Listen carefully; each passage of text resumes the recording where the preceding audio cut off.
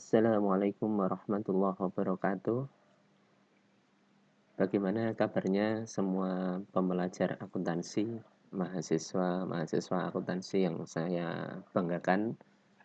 Semoga semuanya dalam keadaan yang sehat selalu. Baik, untuk sesi kali ini akan kita lanjutkan pembelajaran terkait dengan akuntansi, yaitu pencatatan berbasis akun dan laporan keuangan. Namun sebelumnya marilah kita awali sesi kali ini dengan berdoa terlebih dahulu. Berdoa disilahkan. Berdoa cukup. Untuk sesi yang sebelumnya kita sudah membahas terkait dengan persamaan akuntansi. Jadi beberapa hal yang harus diperhatikan itu terkait dengan persamaan akuntansi, yaitu keseimbangan antara sisi kiri dan sisi kanan. Akun-akun yang ada di sebelah sisi kiri itu merupakan akun-akun yang merupakan jenis penggunaan dana, sementara akun-akun yang di sebelah kanan itu merupakan akun sumber dana. Di perusahaan kita hanya mengelola dua hal, yaitu mengelola sumber dana dan mengelola penggunaan dana. Sumber dananya dari mana saja dan dana itu digunakan untuk apa saja. Sumber dana terdiri atas utang, ekuitas, dan pendapatan. Sementara dana akan kita gunakan untuk aset, pembayaran biaya, dan pengembalian ekuitas. Baik, kesempatan kali ini kita akan masuk ke dalam pencatatan berbasis akun. Tidak lagi membahas elemen laporan keuangan karena sudah kita bahas sebelumnya. Untuk kali ini kita basisnya itu adalah akun. Kita lanjutkan.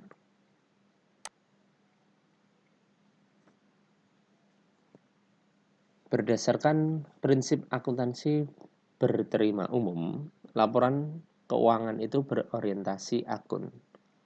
Akuntansi melaporkan informasi keuangan berorientasi akun yang diharapkan dapat menyajikan laporan keuangan yang lebih detail dan meminimalkan risiko kesalahan interpretasi.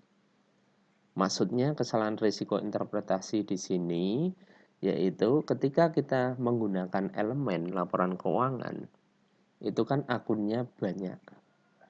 Dan ingat bahwa setiap transaksi itu bisa mengubah atau perubahannya itu bisa di dalam satu elemen yang sama.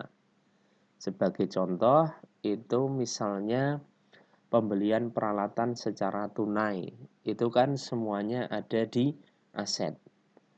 Oleh sebab itu, nanti pencatatannya bukan asetnya bertambah, asetnya berkurang, tapi peralatannya bertambah, di sisi yang lain itu kasnya berkurang. Definisi akun dan hubungan akun dengan elemen. Akun atau dalam bahasa Inggrisnya itu account, itu biasanya kita sebut dengan rekening atau perkiraan. Tapi kalau kita sebagai pembelajar akuntansi, ya tentunya sudah terbiasa dengan istilah akun. Akun itu merupakan komponen-komponen dari elemen persamaan akuntansi atau komponen dari elemen laporan keuangan. Kita lanjutkan. Nah, ini hubungannya. Elemen itu kan ada aset, ada biaya, dan nanti ada juga yang lainnya.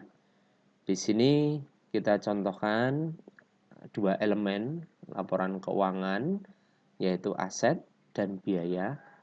Akun-akunnya contohnya ada kas, kemudian ada gedung, ada piutang, bahan habis pakai, biaya dibayar di muka, dan lain-lain tentunya.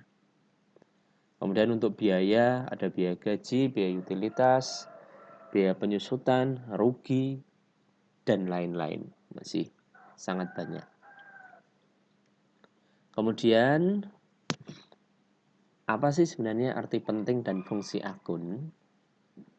Penyajian informasi keuangan yang hanya sebatas berdasarkan elemen persamaan akuntansi dipertimbangkan kurang informatif karena elemen dapat terdiri dari beberapa akun yang sifatnya itu bervariasi. Ya, tentunya berbeda antara kas dan piutang, antara biaya gaji dan biaya pemasaran, antara utang usaha dan utang bank, antara modal pemilik dan laba ditahan, serta modal saham. Pendapatan jasa berbeda dengan penjualan. Oleh sebab itu, ketika kita menyusun laporan keuangan, basisnya adalah basis akun. Sehingga informasi dalam laporan keuangan itu sesuai dan lebih informatif. Kemudian rancang bangun format akun. Di sini sebagai media yang menampung informasi, format akun dapat dirancang sesuai keinginan pengguna. Jadi akuntansi itu digunakan untuk membantu mempermudah penggunanya, bukan membantu untuk mempersulit. Sehingga apa? Untuk format itu ada rancang bangunnya. Jadi nanti perusahaan yang akan menggunakan itu ya tinggal menyesuaikan mana yang sesuai dengan kebutuhan perusahaannya. Bukan harus mengikuti bakunya seperti ini. Jadi harus diikuti, perusahaan harus mengikuti. Itu berarti akuntansi memaksa perusahaan, bukan membantu perusahaan. Terdapat banyak format akun yang lazim digunakan. Namun biasanya ada dua yang biasa digunakan, yaitu akun format T yang seperti huruf T itu. Kalau Anda sudah pernah melihat mungkin di SMA maupun di semester yang sebelumnya. Kemudian ada akun format saldo berjalan. Kemudian ini ada beberapa contoh atau nama akun. Saya kira tidak perlu penjelasan. Saya yakin Anda sudah memahami akun-akun di dalam setiap elemen laporan keuangan. Yang perlu Anda pahami di sini, pastikan bahwa akun-akun yang ada di setiap elemen itu memang sudah kita kategorikan merupakan sumber dana atau merupakan jenis penggunaan dana. Sebagai contoh kas. Kas di perusahaan muncul ketika apa? Kita menggunakan dana kita untuk mengisi kas. Baik itu kas di bank, kas di tangan, maupun kas kecil. Gitu. Terus kemudian kalau piutang, kita menggunakan dana kita karena apa? Sebenarnya kita sudah menggeser, memindahkan dana kita kepada pihak yang lain. Namun kita belum mendapatkan pendapatan. Sementara persediaan berarti kita membeli menggunakan dana kita untuk pengadaan stok atau persediaan. Begitu pula dengan yang lainnya. Jadi Anda harus bisa memahami bahwa akun-akun yang ada di elemen aset, kemudian elemen biaya, dan elemen pengembalian ekuitas itu merupakan penggunaan dana. Coba Anda perhatikan di akun elemen pengembalian ekuitas, di situ contohnya ada dividen. Itu biasanya di perusahaan yang merupakan perseroan. Namun untuk perusahaan perseorangan itu pengembalian ekuitas biasa kita kenal dengan akun privé, atau ada yang mengatakan privé. Ya, yang jelas Anda harus memahami bahwa privé itu merupakan penggunaan atau pengembalian ekuitas atau pengembalian atau pengambilan sesuatu dari perusahaan untuk kepentingan pribadi pemilik. Kita lanjutkan. Ini pengklasifikasian akun berdasarkan penempatannya di laporan keuangan. Kita tentunya tahu ada laporan neraca atau laporan posisi keuangan, kemudian laporan laba rugi, kemudian laporan perubahan ekuitas atau laporan perubahan modal.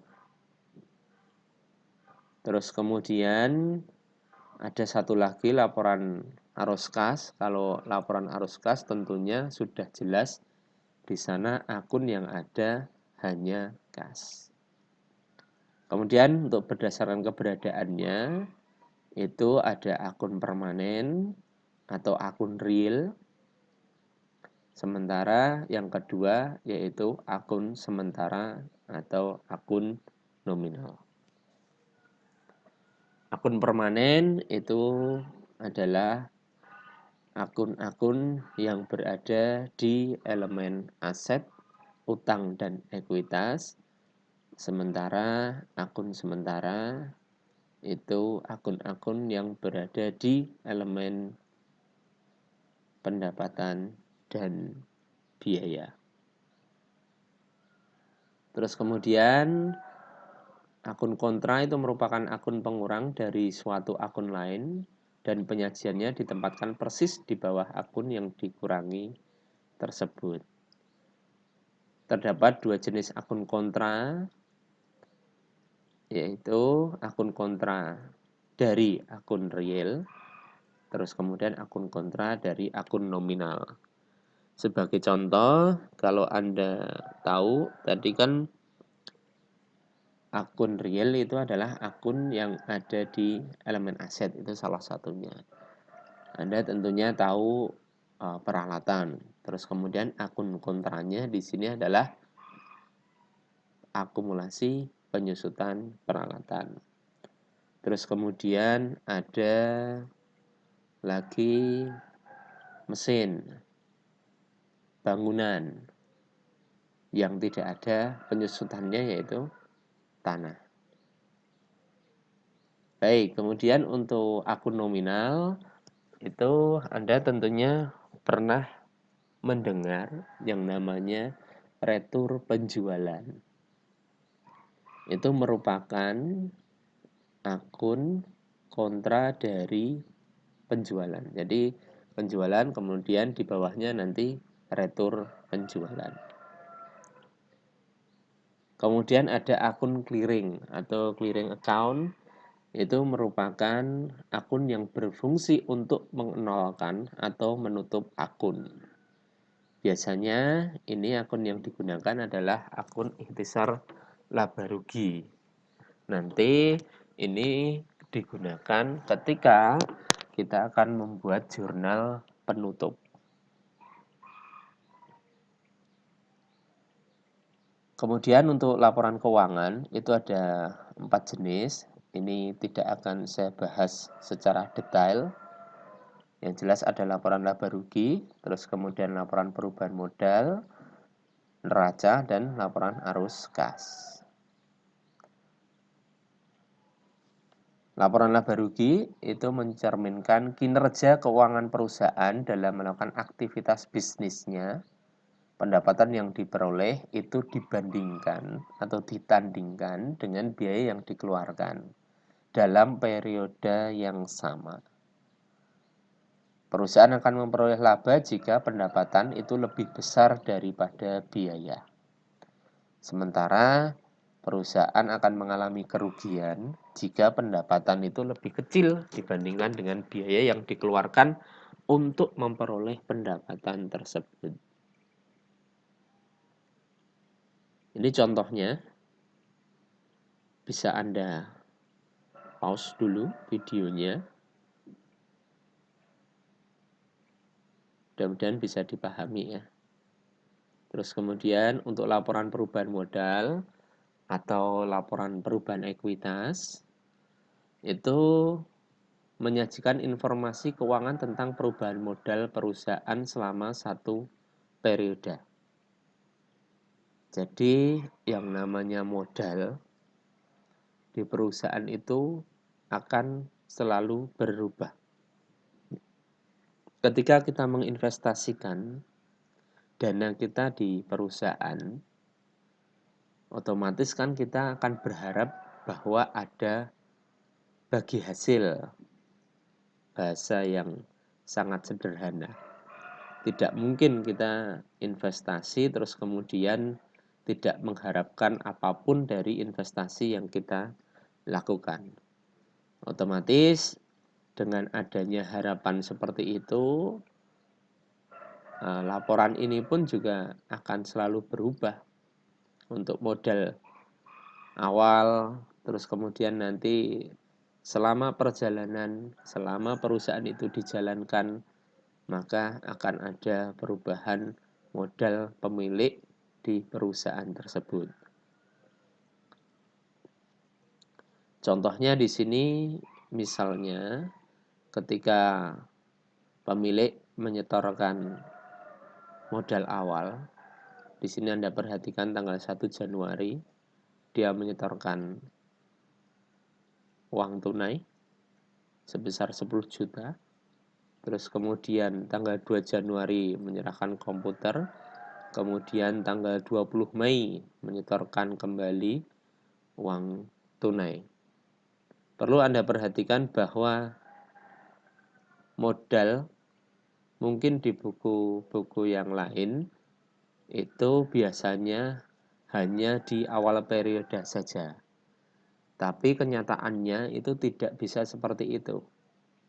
Karena yang namanya pemilik, apalagi perusahaan perseorangan, itu dia bebas kapanpun menyetorkan modalnya, menambah modalnya di perusahaan dalam wujud apapun.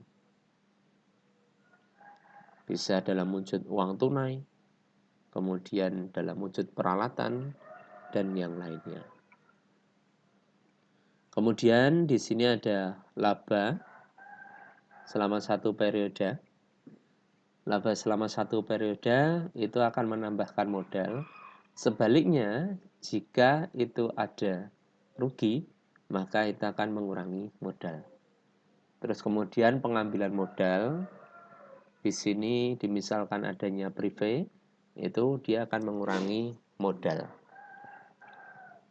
Kita lanjutkan untuk laporan yang selanjutnya, yaitu adalah laporan posisi keuangan atau neraca. Sesuai dengan namanya, neraca, balance sheet seimbang antara sisi kiri dan sisi kanan. Sisi kiri biasa kita sebut dengan debit, kemudian sisi kanan biasa kita sebut dengan kredit. Tidak ada makna lain. Jadi debit itu sisi kiri, kredit itu sisi kanan. Itu merupakan terminologi dari debit dan kredit. Terus kemudian informasi keuangan tentang aset lazimnya ditempatkan di sisi kiri, sedangkan informasi utang dan modal atau ekuitas itu ditempatkan di sisi kanan. Sisi kiri untuk penggunaan dana, sisi kanan untuk sumber dana. Ya mudahnya gini, kalau ada sumber dana itu kan berarti kita menerima dana. Maka kita sebaiknya menggunakan tangan kanan. Itu untuk mempermudah mengingatnya atau mempermudah memahami terkait dengan sisi kiri dan sisi kanan. Kemudian ini contohnya, bisa Anda perhatikan. Terus kemudian laporan arus kas itu menyajikan informasi tentang kas baik berupa aliran masuk maupun aliran keluar. Ada 3 kegiatan, yaitu kegiatan operasional, investasi, dan pendanaan. Contohnya seperti ini. Bisa Anda pause dulu untuk memahaminya. Untuk yang selanjutnya, hubungan antar jenis laporan keuangan, bisa Anda perhatikan.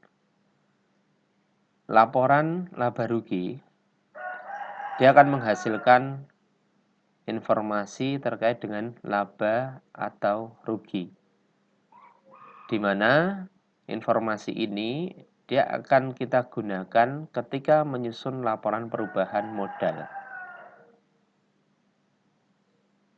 Kemudian laporan perubahan modal ini akan menghasilkan informasi terkait dengan modal akhir. Modal akhir di sini itu akan kita gunakan untuk menyusun laporan neraca atau laporan posisi keuangan. Sementara untuk laporan arus kas di sini berhubungan dengan saldo kas yang ada di neraca.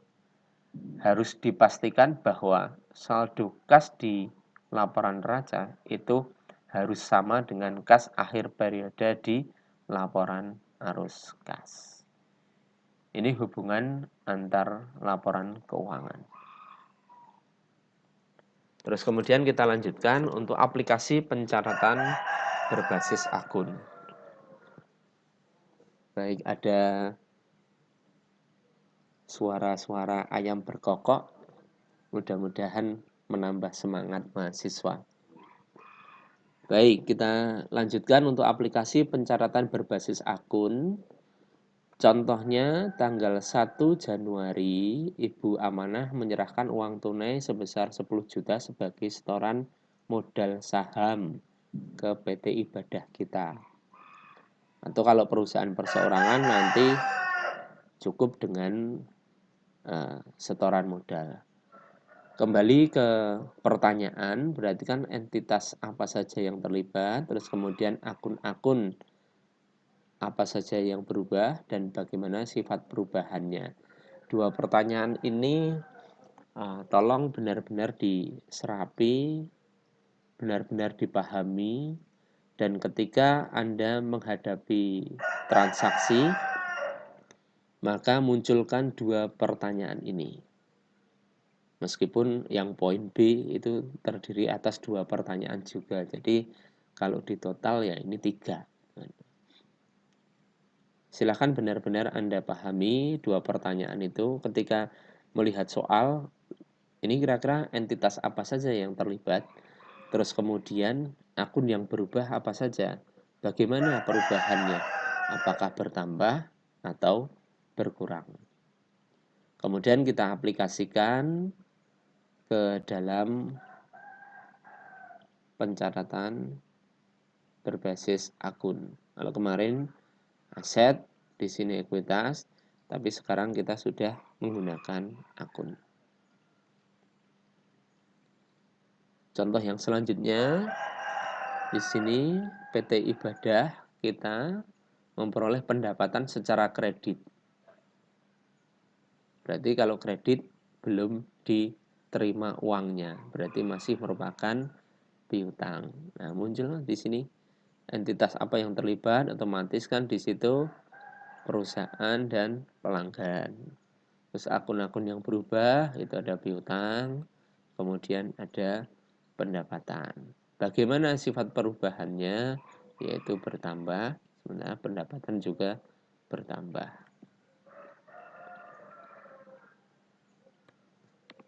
Baik, kita lanjutkan untuk matematika debit atau matematika debit, kredit, dan penjurnalan. Ketika kita sudah bisa menganalisis transaksi, kembali ke slide awal, sekali lagi saya ingatkan bahwa ketika Anda menemui transaksi, Anda harus bertanya ini. Sehingga apa? Nanti kita akan dengan mudah melakukan penjurnalan untuk transaksi tersebut. Sebelum kita melakukan penjurnalan, alangkah lebih baiknya Anda memahami terkait dengan sistem pencatatan berpasangan. Atau kalau Anda pernah mendengar, yaitu adalah double entry system atau nanti ada double entry bookkeeping kalau sudah pernah mendengar. Untuk setiap kali melakukan pencatatan akuntansi berbasis akun, seperti yang sudah dijelaskan sebelumnya, itu sebenarnya kita menerapkan sistem pencatatan berpasangan. Karena apa? Setiap transaksi itu minimal akan menyebabkan dua akun yang berubah. Dua akun yang berubah. Baik akun-akun di dalam elemen yang sama atau akun-akun di dalam elemen yang berbeda. Tapi pasti itu minimal dua akun. Maksimalnya ya tergantung transaksinya. Bisa 3 akun, bisa 4 akun, bisa 5 akun, bahkan bisa 10 akun. Tapi minimal 2 akun yang berubah. Kemudian total perubahan nilai moneter itu pasti seimbang.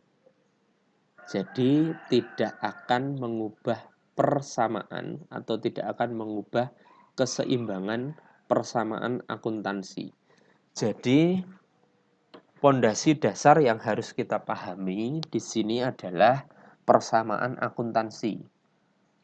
Di sisi kiri ada penggunaan dana, sementara di sisi kanan itu ada sumber dana. Anda harus berpegang teguh, bahasanya keren banget. Anda harus memegang persamaan akuntansi itu ketika transaksi yang terjadi kemudian Anda catat dan itu mengubah keseimbangan. Sudah bisa dipastikan bahwa Anda mencatat kurang tepat atau Anda salah mencatatnya. Di akuntansi, seimbang saja belum tentu betul, apalagi tidak seimbang. Kita lanjutkan. Nah, ini hubungan antara kelompok akun. Ini ada kelompok penggunaan dana yang sudah saya jelaskan tadi. Terus kemudian ada kelompok pemerolehan dana atau sumber dana. Ini hubungan antar akun. Kalau kita lihat yang di sebelah sini, ini ada aset, ada biaya, ada pengembalian modal atau pengambilan modal atau pengembalian ekuitas. Sementara yang di bawah itu utang modal atau utang ekuitas pendapatan. Ini juga kalau misalnya aset dan aset, otomatis nanti hubungannya berbanding terbalik. Maksudnya seperti ini. Untuk menjaga keseimbangan, kalau di sini asetnya bertambah, pasti di sini nanti diikuti dengan aset berkurang. Atau aset bertambah, biaya berkurang. Aset bertambah, pengambilan modal berkurang. Begitu pula sebaliknya, kalau di sini biaya bertambah atau pengambilan modal yang bertambah, maka di sini berkurang. Atau kalau yang di sini berkurang, di sini yang bertambah. Jadi hubungannya berbanding terbalik. Sementara kalau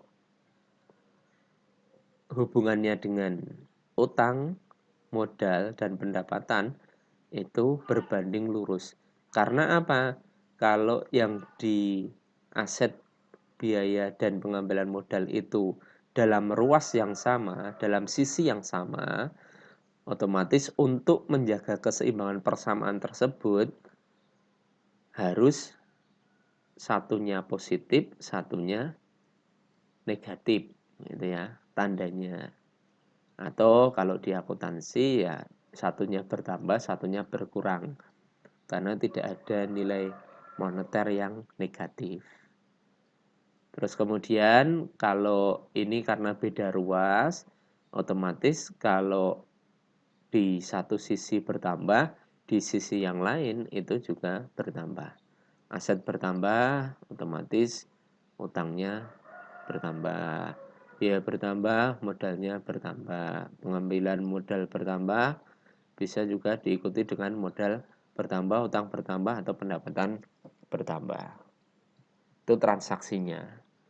Jadi setiap elemen ini, setiap akun-akun yang ada di elemen ini itu memiliki pasangan yang cukup banyak atau bahkan sangat banyak nih. Kemudian untuk utang, modal, dan pendapatan yang merupakan sumber dana itu kalau dibandingkan atau dihubungkan dengan aset, ini kan beda sisi, maka lurus ini, sama saja. Sementara kalau di sisi yang sama antara utang dan modal, maka berbanding terbalik. Jadi jika ada pertanyaan misalnya pendapatan bertambah, itu diikuti dengan kemungkinannya ada berapa? Ada 6. Yaitu diikuti asetnya bertambah, biaya bertambah, atau pengambilan modal bertambah. Kemudian kita bandingkan di sini karena berbanding terbalik atau diikuti dengan utang berkurang, modal berkurang, atau pendapatan berkurang. Itu contohnya. Sangat banyak sekali ini. Setiap satu maka ada 6 kemungkinan yang lain. Mudah-mudahan itu bisa menambah pemahaman Anda. Kemudian terminologi debit dan kredit. Kita lihat. Debit itu sisi kiri dan kredit itu sisi kanan. Seperti yang sudah saya jelaskan di awal tadi. Tidak ada makna lain debit dan kredit. Bukan penambahan, bukan pengurangan, bukan kenaikan, bukan penurunan. Bukan pemasukan, bukan pengeluaran. Debit itu sisi kiri, kredit itu sisi kanan.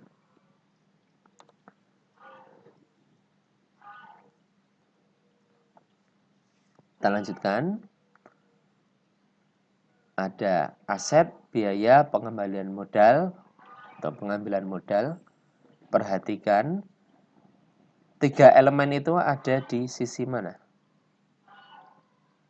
Sisi kiri. Sementara utang, ekuitas, dan pendapatan ada di sisi kanan.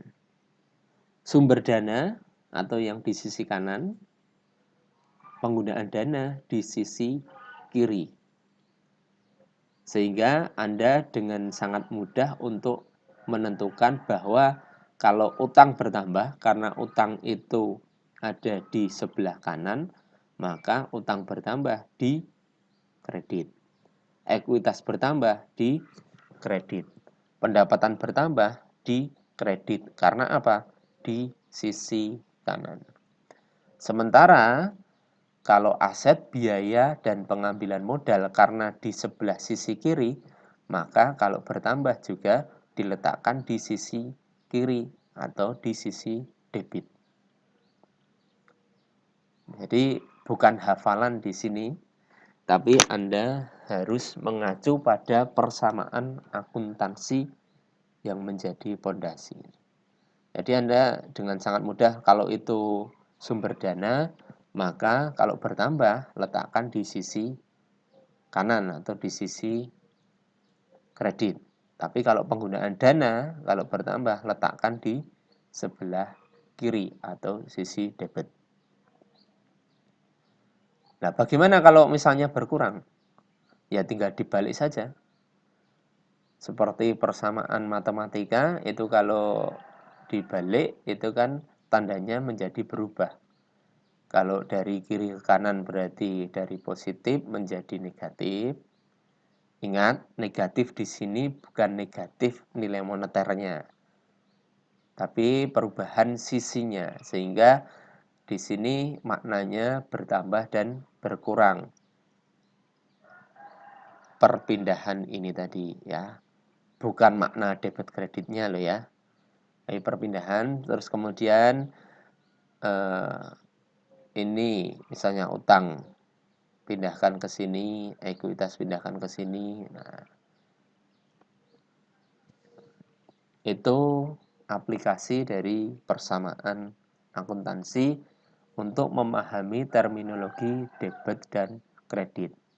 Tidak perlu dihafalkan. Sumber dana berarti kita memperoleh dana, pakainya tangan kanan, letakkan di sisi kanan, atau istilahnya kredit. Terus kemudian penggunaan dana diletakkan di sisi kiri atau di sisi debit. Terus kemudian pentingkah sih sebenarnya debit dan kredit itu?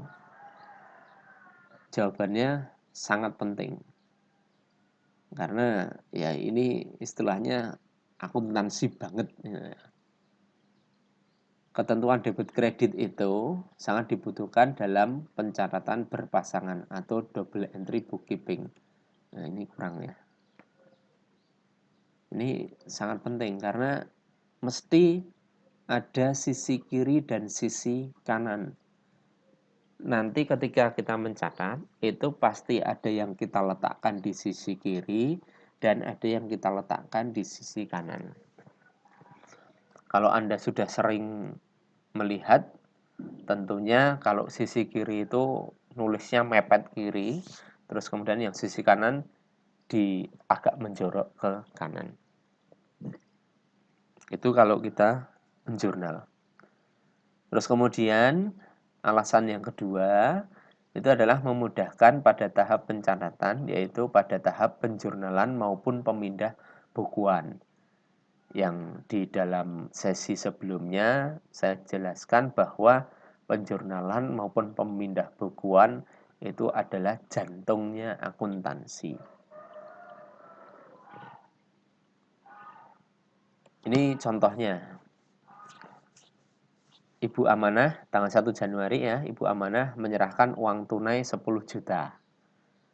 Kemudian kalau tadi pertanyaannya yang sebelumnya kan entitas apa yang terlibat gitu kan. Terus kemudian akun-akun apa yang berubah, bagaimana sifat perubahannya. Kalau di sini pertanyaannya yang pertama yaitu akun apa yang berubah, masih sama. Terus kemudian bagaimana sifat perubahan akun tersebut. Terus kemudian pertanyaan ketiga yang berbeda itu adalah bagaimana perlakuan debit kreditnya untuk masing-masing akun itu. Kita jawab, akun ini karena uang tunai itu kan kas dan modal saham. Kemudian perubahannya kasnya bertambah, modalnya bertambah. Kas itu merupakan penggunaan dana, ya kan, bertambah berarti di sisi kiri, maka letakkan di debit. Modal bertambah, ini merupakan sumber dana bertambah berarti di sebelah kanan, maka letakkan di sisi kredit. Sangat mudah. Ini contohnya ya. Nah, ini untuk aplikasi untuk buku besarnya nanti ini letakkan seperti ini. Ya. Kalau ketika diposting. Coba Anda perhatikan untuk contoh yang kedua. Ini perusahaan memperoleh tanggal 20 Januari, perusahaan memperoleh uang tunai sebagai pelunasan dari transaksi pendapatan kredit. Nah, pendapatan kredit berarti apa itu? Piutang. Nah, piutangnya dilunasi. Berarti Anda tentunya bisa memahami kalau utang dilunasi berarti utangnya berkurang. Sama halnya dengan piutang. Kalau piutang itu dilunasi maka piutangnya berkurang. Piutang itu masuk ke dalam elemen aset. Masuk ke sisi penggunaan dana. Kalau bertambah kan di sisi kiri, otomatis kalau berkurang letakkan di sisi kanan. Jadi apa di sini? Piutangnya di kredit. Sementara karena kita memperoleh uang tunai, kas kita bertambah. Kas itu merupakan penggunaan dana di sisi kanan, di sisi kiri. Otomatis diletakkan di debit. Sangat mudah. Ini contohnya sama-sama di aset. Kemudian kita lanjutkan untuk penjurnalan. Nah, ini jantung akuntansi yang pertama terkait dengan pencatatan akuntansi. Informasi pokok di penjurnalan yang harus Anda pahami yaitu yang pertama adalah tanggal transaksinya, kemudian akun-akun yang berubah, nilai rupiah transaksi atau nilai moneter, tergantung nanti transaksinya. Kalau menggunakan rupiah ya rupiah, menggunakan dolar ya dolar, menggunakan yen ya yen, dan lain sebagainya. Terus kemudian deskripsi singkat transaksi dan kode akun jika dimungkinkan, ini biasanya, tapi harapannya tentunya ada kode akunnya. Terus kemudian tentunya kode akun itu sendiri. Kode akun itu ya terserah perusahaan nanti memberikan kodenya, tapi ada beberapa panduan yang bisa digunakan. Anda bisa mencoba mencari bahan-bahan terkait dengan kode akun. Kalau sederhananya seperti ini contohnya, tidak ada kode akun yang digunakan. Biasanya di sini ada ref, kolom ref, dan itu bisa diisi dengan kode akun. 2 Januari menyerahkan komputer, Ibu Amanah menyerahkan komputer untuk kegiatan bisnis sebagai setoran modal saham. Bagaimana penjurnalan yang diperlukan? Nah, ini mudah banget. Kita lihat. Ini yang berubah apa sih? Komputer.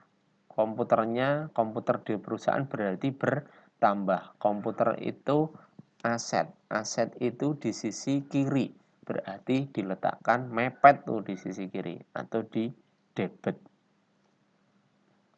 Sementara ini untuk setoran modal berarti modal perusahaan bertambah. Modal perusahaan bertambah itu di sisi kanan atau di sisi kredit. Nah, ini keterangan atau deskripsi singkatnya setoran modal saham. Sangat mudah gitu kan. Terus kemudian tadi untuk yang piutang, kalau ini maaf contohnya berbeda gitu ya. Untuk piutang ini ada transaksi 18 Januari memperoleh pendapatan secara kredit. Kalau yang awal tadi pelunasan piutang, tapi kalau ini contohnya memperoleh pendapatan secara kredit. Jadi pendapatan itu tidak kita terima secara tunai. Jadi kita sudah melakukan pekerjaan, sudah menyewakan gitu kan, tapi belum dibayar. Berarti kalau memperoleh pendapatan, ya pendapatan kita bertambah. Pendapatan itu ada di sisi kredit. Maka letakkan di menjorok nih, sini. Sementara karena belum kita terima, masih merupakan piutang. Berarti piutangnya bertambah. Piutang itu ada di sisi kiri. Nah, ini ya. Saya tekankan sekali lagi, itu untuk memudahkan kita menjurnal, Anda tentunya harus memahami persamaan akuntansi. Lagi-lagi kembali ke persamaan akuntansi.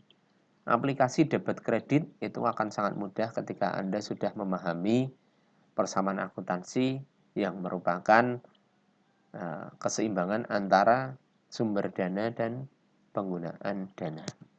Nah, udah, itu saja. Di perusahaan itu hanya mengelola dua hal itu yang berkaitan dengan akuntansi, jadi sumber dana dan penggunaan dana. Baik, itu yang bisa saya sampaikan. Nanti mudah-mudahan apa yang saya sampaikan pada sesi kali ini bisa bermanfaat bagi semua mahasiswa yang belajar akuntansi. Sampai jumpa di sesi yang selanjutnya. Jangan lupa untuk jaga kesehatan selalu dan tetap semangat belajar. Terima kasih. Assalamualaikum warahmatullahi wabarakatuh.